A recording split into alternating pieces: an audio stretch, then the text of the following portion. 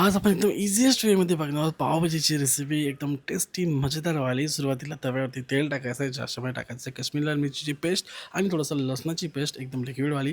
तिला मस्त तेलासोबत शिजवून घ्यायचं आहे. त्याच्यानंतर ॲड करायचं एकदम बारीक चिरलेला कांदा मस्त त्यासोबत मिक्स करून ट्रान्सपरंट करून घ्यायचं आहे मित्रांनो.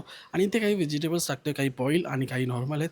आम्ही शिमला मिरची बारीक चिरलेली टाकतो, याच्यावर फ्लॉवर टाकतो जो उकडून घेतलेला आहे, त्याच्यानंतर टाकतो टोमॅटो.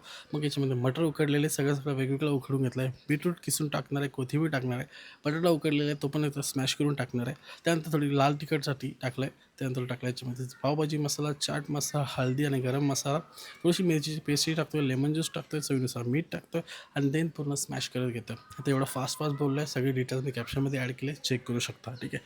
आता आपल्याला याच्यामध्ये बटर वगैरे ॲड करायचं आहे. त्यासाठी मोठा पीस बटरचा टाकतो आहे, त्याला मेल्ट करून घ्यायचं आहे. आता कलरसाठी यूज करतो इथे काश्मीरी लाल मिरची, जी पेस्टसाठी यूज केली होती सुरुवातीला तीच आहे. याच्यामध्ये आपण थोडंसं मिक्स करून घ्या, चवीनुसार मीठ टाकायला विसरू नका आणि याच्यामध्ये आपल्याला थोडंसं चाट मसाला टाकायचा आहे, कारण का फ्लेवर्स त्याच्याने खूप जास्त येतात.